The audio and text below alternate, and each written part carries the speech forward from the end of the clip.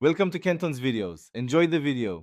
You're signed in and ready. Start by joining or creating a meeting so background options appear. Once in the pre-join or active meeting view, click More Actions and select Show Background Effects. This brings up the background panel. Make sure your camera is on so previews load. If you prefer settings first, open Settings Devices and test camera there, then use background effects from the preview. These steps get you into the UI where you'll pick or upload an image. Now you choose or add a background. Scroll through built-in options and click Preview to verify framing and lighting. Once done, the effect applies locally. To use your own image, pick Add New, select a JPG or PNG file, and wait for upload confirmation.